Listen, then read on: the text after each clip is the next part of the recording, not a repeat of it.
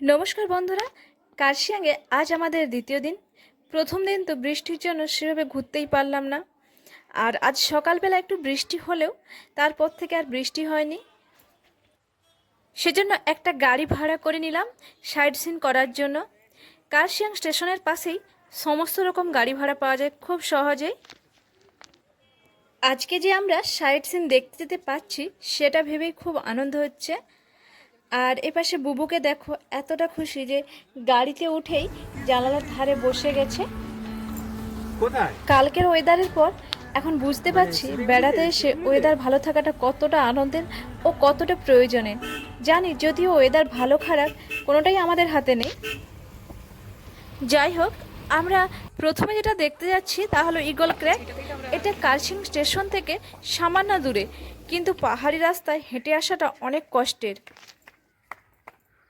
করে মাত্র 2-3 মিনিটের মধ্যেই চলে এলাম ঈগল ক্র্যাক।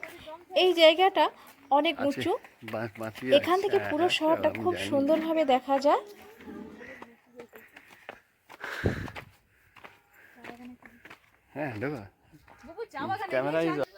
এখানে ঢোকার জন্য 10 টাকা করে টিকিট নিল। বুবুর টিকিট লাগলো না।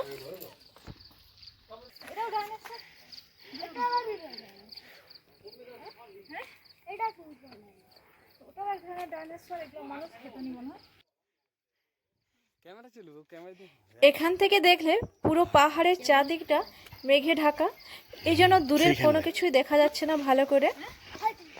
আকাশটা পরিষ্কার থাকলে এই জায়গাটা অনেক বেশি সুন্দর লাগতো দেখতে।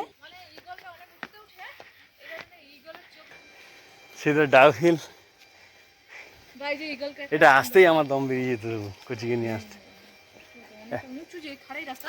বাবা বাবা দিন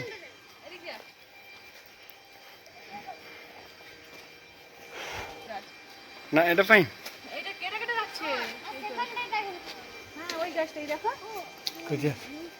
না, ওখানে যেতে নেই।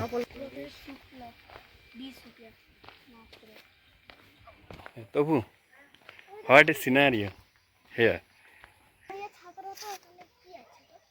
এটা এটা কি আছে?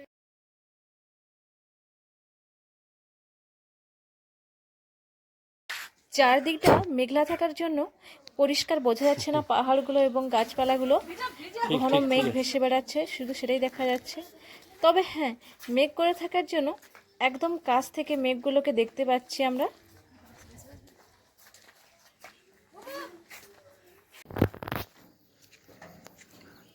এটা হচ্ছে ওয়াস্টার।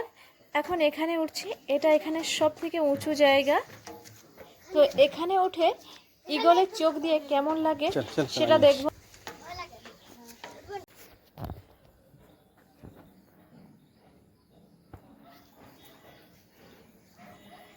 তবু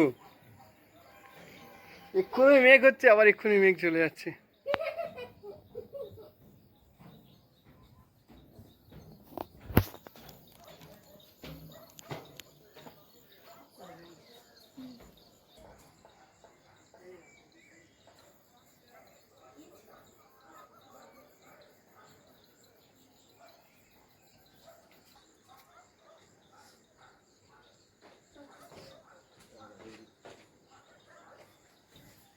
তোমার কাছে মেঘ, মেঘ তোমার কাছে।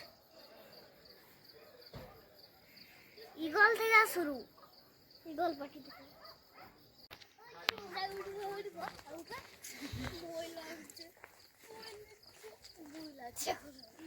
বাবু কাম কাম।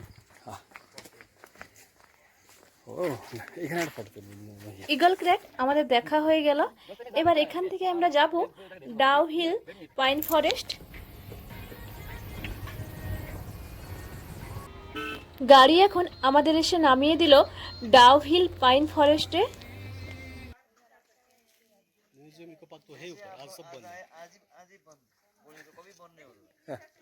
আজকে দুপুরের মধ্যে আমাদেরকে ফিরে যেতে হবে, আর সেই জন্য খুব তাড়াতাড়ি আমাদেরকে ঘুরে নিতে হচ্ছে। এখন না, পরে বাবা।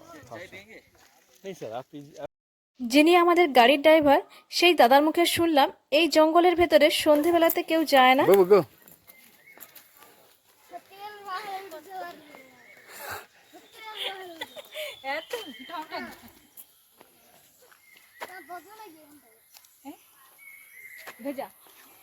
আমার তো এই পাখির আওয়াজ, থমথমে চুপচাপ পরিবেশ দেখে মনে হচ্ছে আমরা যেন কোনো ভূতের সিনেমার জঙ্গলে চলে এসেছি।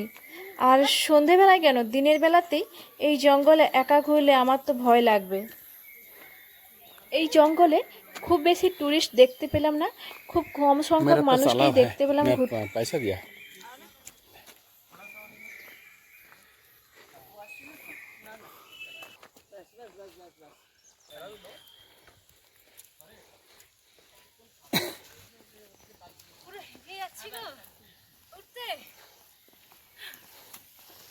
Life is super with hard work.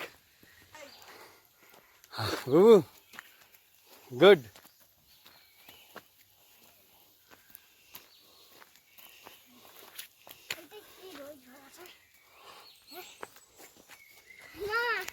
তো দাঁড়িয়ে তবে হ্যাঁ, এখানকার সুন্দর শান্ত পরিবেশ কিন্তু মন ভালো করে দেয়। আর যারা একটু নিরিবিলিতে ঘুরতে পছন্দ করে তাদের জন্য এই জায়গাটা খুবই সুন্দর।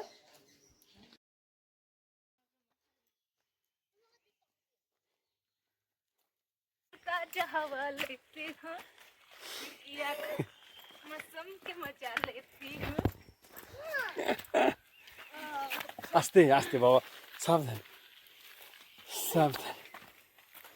এখানে যে নো রিলস।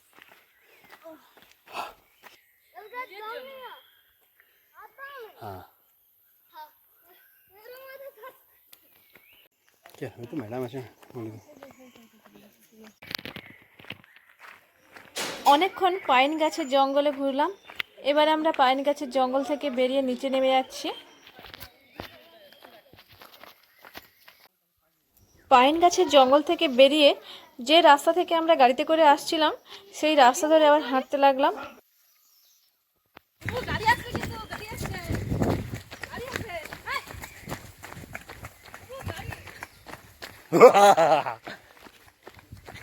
তবু এবার তুমি হন্টেড হাউসে চলে আসছো।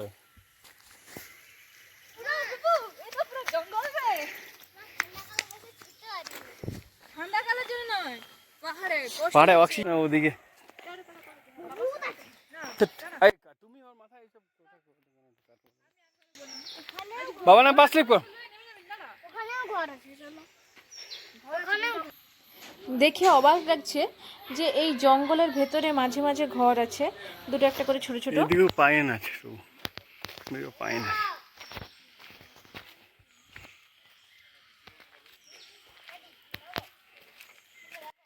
এই এই এই তো এই ব্লগের কাটিংটা আমি করবো।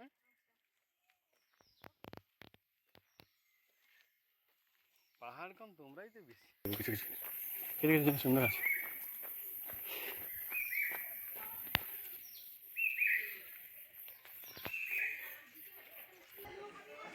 এই হচ্ছে ভিক্টোরিয়া বয়েজ স্কুলের গেট। ভেতরে আমাদের প্রবেশ করার অনুমতি ছিল না, সেই জন্য ভেতরে যেতে পারলাম না। এখানে টাটা করে এখন আমরা চলে যাচ্ছি হনুমান টপ। পাহাড়ের শুধুমাত্র টুরিস্ট স্পটগুলো নয়, পুরো রাস্তাটাই খুব সুন্দর লাগে, এতটাই সুন্দর যে চোখ ফেরানো যায় না। এখন আমরা দুপাশে দেখো চায়ের বাগান, আর মাঝখান থেকে যাচ্ছি, আর পুরোটা এত মেঘে ভরা, আরো সুন্দর লাগছে দেখতে। এতটাই সুন্দর রাস্তা ছিল যে দেখতে দেখতে কখন আমরা এখানে পৌঁছে গেলাম বুঝতেই পারলাম না।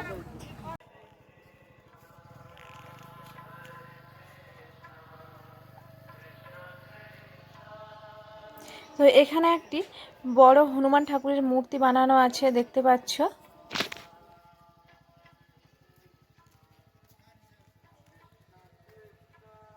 আর তার পাশেই রয়েছে আই লাভ কার্শিয়ান কথাটি লেখা। তো এখানে দাঁড়িয়ে সবাই ছবি তুলছে, আমরাও তুললাম।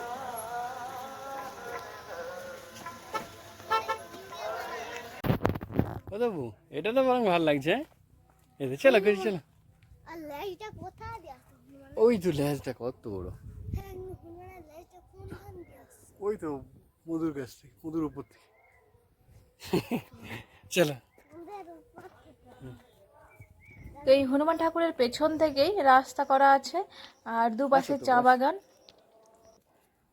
উনি চাইছেন যাতে তাড়াতাড়ি হয়ে যায়।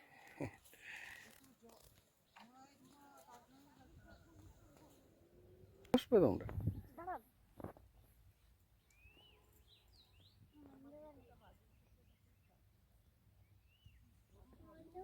আবার মেঘটা পরিষ্কার হচ্ছে।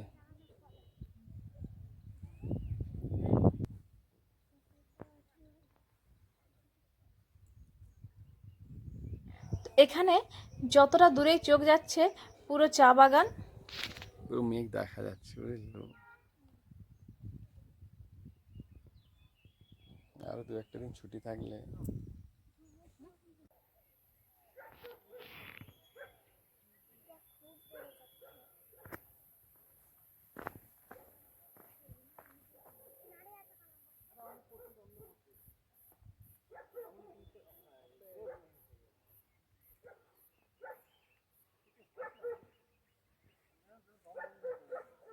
তো বসে যা। ওই ছেড়ে দাও, ওটা দূরে থাক, কিছু অসুবিধা নেই, কিছু অসুবিধা নেই।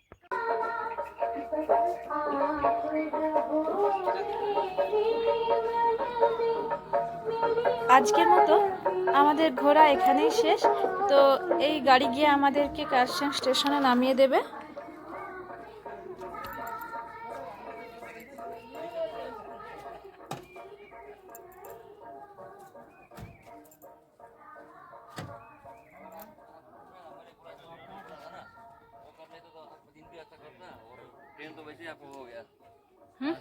पहले तो मालूम नहीं।